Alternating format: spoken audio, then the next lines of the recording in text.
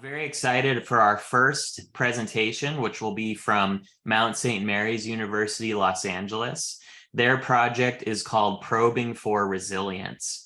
They're using a data-driven approach with soil and light sensors to advocate replacing traditional landscaping with native plants. And fun fact, I'm actually replacing my yard right now during this, so this is going to resonate for sure.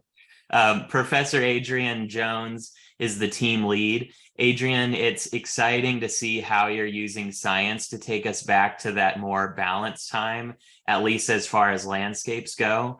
And yeah, would love to throw it over to you to tell us some more. Great, thank you, Matthew. Let me just go ahead and share my screen. All right, so thank you for that introduction. Yeah, so I'm from Mount St. Mary's University of Los Angeles.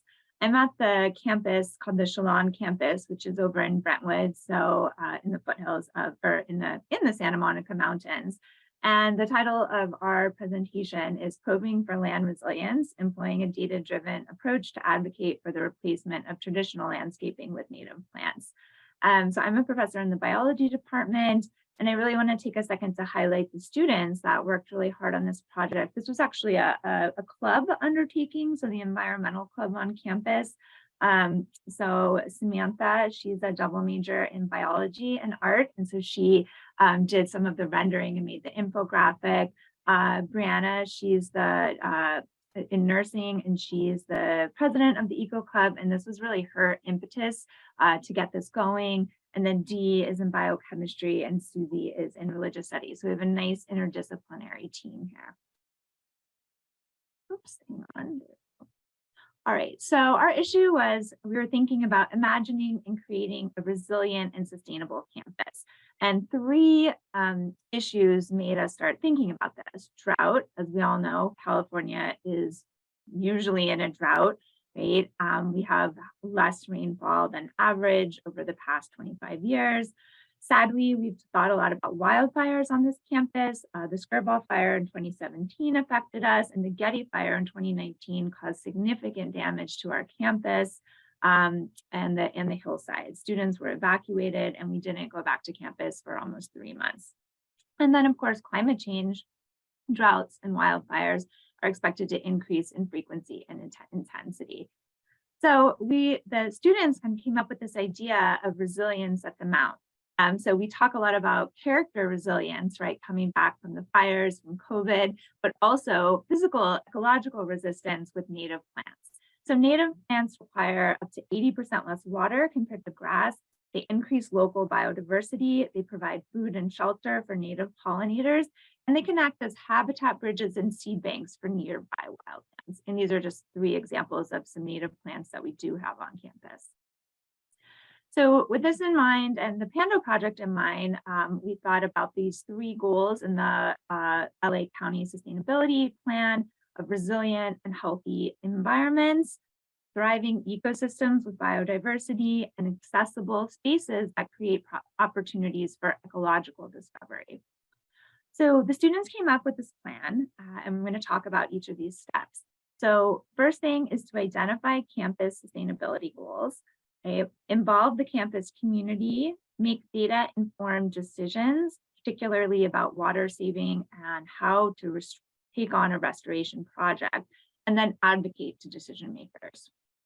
So, and this kind of plan that they came up with, right, this could be copied at other schools or other communities, right? So every university has a strategic plan or even a designated campus sustainability plan, and that's a great place to look for where the priorities of the school already are, and it's a good starting place to make changes. So Mount St. Mary's is a Catholic university, and just recently we pledged to participate in the Pope's Laudato Si commitment to sustainability and environmental justice.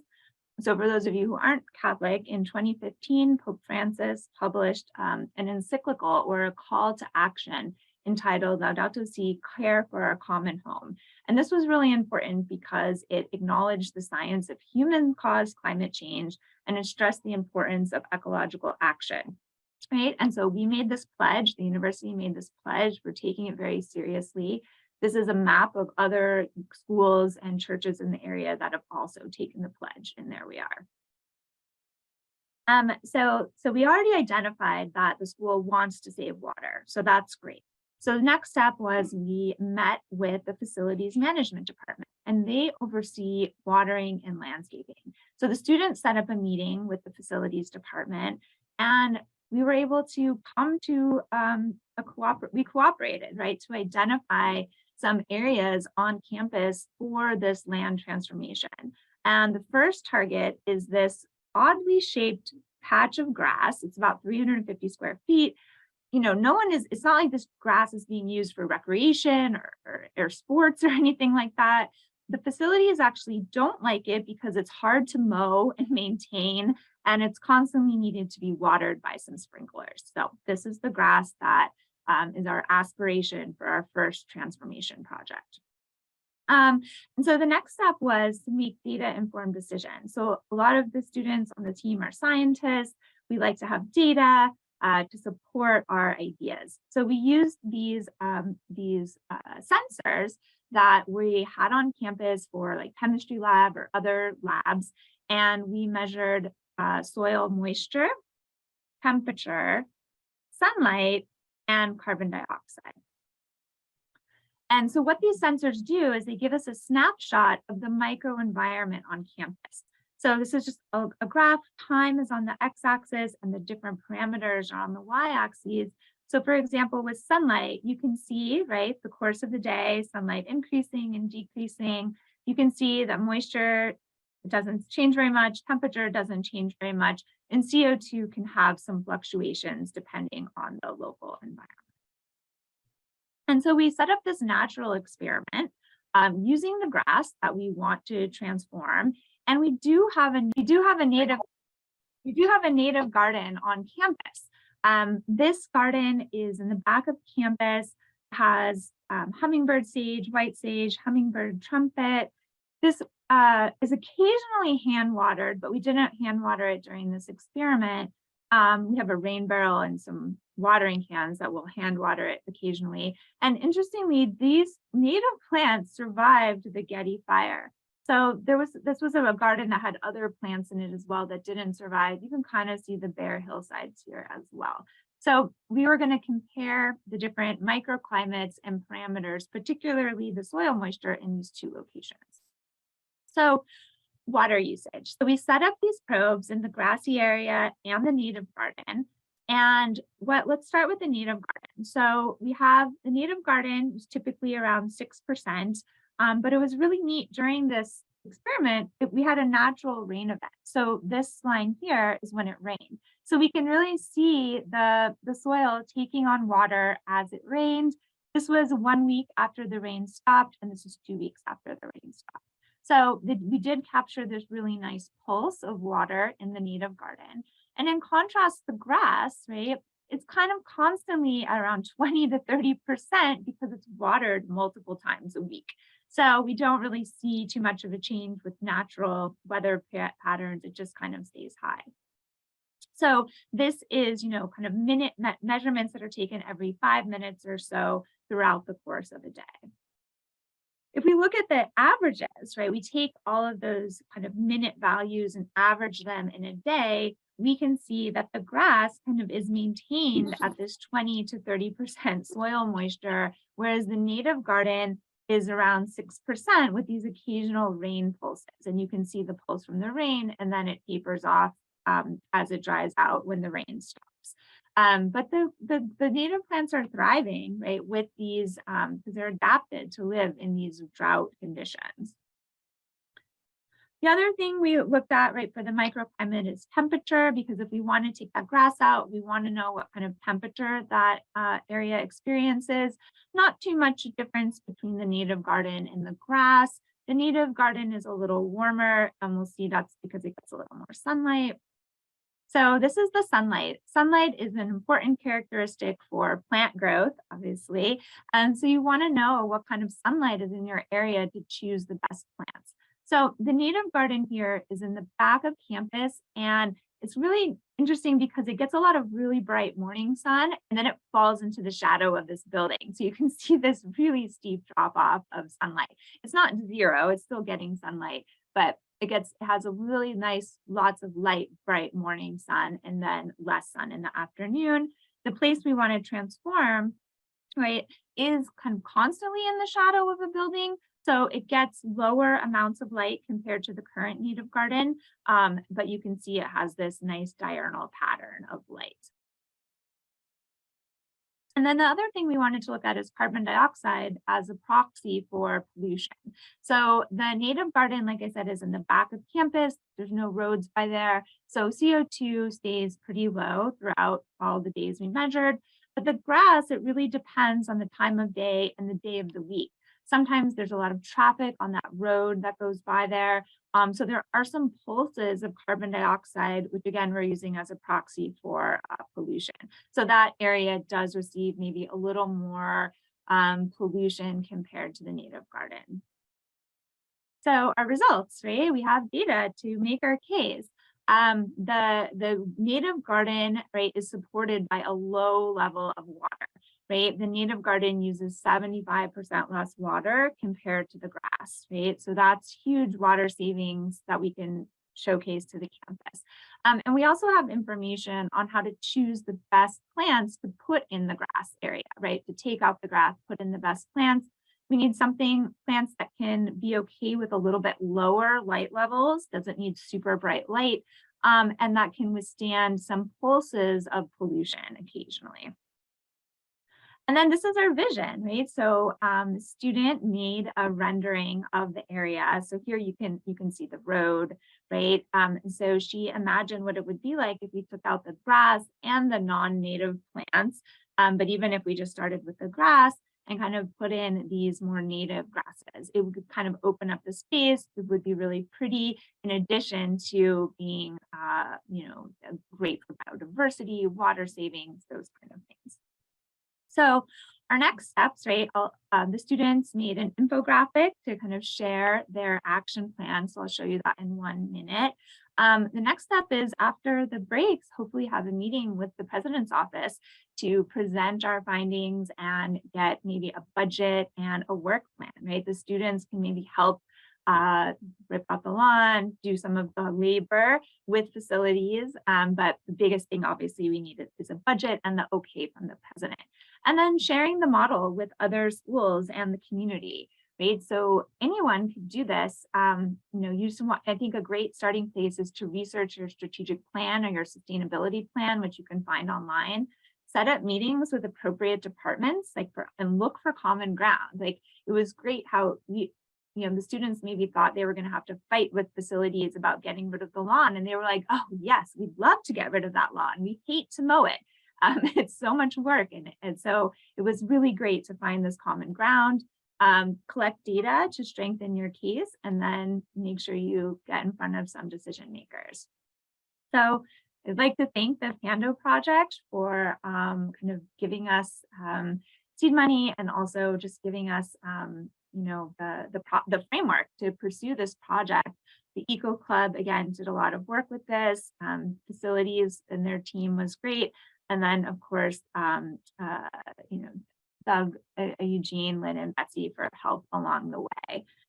So I'll just show you their infographic real quick because it does look really nice. Let me stop sharing this and I'll reshare the graphic. Let me zoom in a little bit. Oops. Can y'all see it? Okay. So resilience at the mount with native plants. So it has a lot of the same information that I just talked about in the presentation. There's our action plan, a couple of the key graphs to really show the difference between the soil moisture levels, right? The rendering, next steps. And again, right, to reiterate, native plants, they conserve water, they're lower maintenance, and they increase biodiversity on campus. So that's my presentation. Great. Great. Thank you so much. Love seeing just, how site specific this is, but also all of the data that you had to back this up as well. Excited to see what our expert panels think as well. Yeah. And again, they're going to comment on each project. Since this is your first time hearing from them, I'll do a quick intro of the panelists that we have. They represent a full range of sustainability experts. We've got Alex Mitchell from Lacey, the Los Angeles Clean Tech Incubator, where every day he's nurturing startup businesses from innovations in sustainability. And then we've got Mark Vanderschaff, National Chair of the Regional Intergovernmental Planning Division of the American Planning Association. And we've got Rodrigo Rodarte, representing the Mia Lair Design Studio, focus on the design, planning, and operation of public spaces. So to the three of these folks, thank you for joining us. And we'll have just about 10 minutes for any questions that come up. We could start with any of you, unless you want me to pick on you. Go ahead. Well, I think Mark just said go ahead. So Mark, I'm going to pick on you. All right. Well, just for everyone to know, I live in Minnesota, Minneapolis, St. Paul, but I do try to keep tabs on what all is going on in Los Angeles, and I'm aware that the kind of thing you're doing is being promoted for people's even private residences, and I'm just wondering. You talked about your model being shared with other colleges and universities, and I can certainly see how that would make for great student projects. Is it something, though, that could be at least in part translated to add value to these programs, either for businesses or people's private residences? Yeah, that's a great question. So I do have this. Our project last year too also looked at sensors. So we have this idea, we haven't put it into action yet, where at the library you could check out these sensors. So these sensors are really easy to use. They're probably not something you would want to buy if you're a private resident, because you would maybe never use them again. But if you had like a library of sensors, you could get trained on them in minutes, right? It's not, they just plug in and they have a little unit and you can download the data onto a USB, or you can even send yourself the data on Wi-Fi.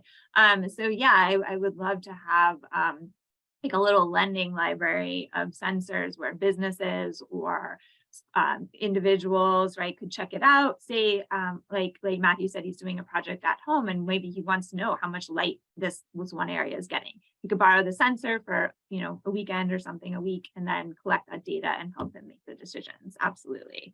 Yeah. So that would be like a big dream, to have like a lending library of these sensors. Thank you. Very cool. How about we throw it to Alex, since you just went off mute? You bet, Matthew. Thank you so much, Professor Jones. Speaking of sort of big dreams, I'm curious as to whether you or the students have tried to run sort of a back of the envelope of, if this approach were done at all places in the campus where it might be applicable, or even all university campuses at in LA County. Do you have any sort of back of the envelope on like how much water savings that might represent? I don't, but that is something we thought about. It was a little hard to get facilities to give us those numbers of how much water they currently use right now. We're supposed to be working on those numbers because it's part of we're supposed to set goals for ourselves as part of being part of this more global sustainability Laudato Si. So that is something we want to get a handle of. So now we kind of quantified how much percent savings water we could save from that area. So it would be interesting to see, does that mean they only have to use watering there once every 2 weeks? What would that look like? How much money would that save? So yes, that is something we currently don't have the dollar amount, but that is something that I agree would be great to get. Or just, the gallons right saving on the campus alone. Obviously it's like, I guess it's sort of hard to determine until you've actually put the sensors in that individual plot of land, but just some sense of the scale could be really cool. Yeah, I agree. Yeah. Great point. Thanks, Alex. Rodrigo, let's end with you. Hi, thanks so much. Great, very inspiring little project on campus that seems like it can be replicable, which is really cool. I'm gonna just veer just slightly away from the science of it and ask you about how you envisioned this and other similar projects creating community connections both within your campus and, you know, more generally, opportunities for education, inspiration, imagination, other types of programming to help tell the story of what you're doing. Yeah, so that area is another great thing about that grass area that we've targeted is it's right kind of in the center, or kind of our campus is very small, but it's where a lot of students walk to get to the parking garage. It's got a lot of foot traffic that goes by it. Our current native garden is in an area that it's a destination. You have to walk there to see it. So people don't really see that. So we definitely envisioned some signage telling people what the native plants were, advertising how much water is saved. So that kind of signage would be in there. And then in addition, our classes could use it as like a living laboratory, right? If you sit out in the native garden we have right now, there's lots of pollinators that come that you can look at. So that would be there as well. Potentially future experiments could be set up there. And then just, yeah, just kind of, it's just like having those native plants and appreciating how beautiful they are, kind of changing people's minds about what is beautiful landscaping, right? Sometimes we have this idea, oh, it has to be lush grass and tropicalish plants, but these native plants, right, are very beautiful and visually appealing as well. And so that building that's in front of as well is in front of the art department. And so they were really excited about having like the natural palette of colors represented and things like that as well. So there could be some tie-in with the art department as well. So definitely we thought about, yeah, definitely signage, what the plants are, why it's important, that type of thing. All right, excellent. Thank you so much, Professor Jones. Thank you, Mount St. Mary's. I think Great there was one project. question. Oh, sorry. There was one question in the chat about how important are the sensors. I mean, you can definitely you don't need to have sensors to do the project, right? You can have it just, the sensors were great because I'm in science, the students are, this way we can quantify and collect this data, but you don't need to have them, right, in order. But you need to have an idea of what kind of plants are going to do well when you put them in. And yeah, they'll still need watering and care, of course, but not the weekly lawn mowings that the grass needs, right? And so much watering. Yeah. Awesome. Thanks. Awesome. Thank you. Thanks, everyone.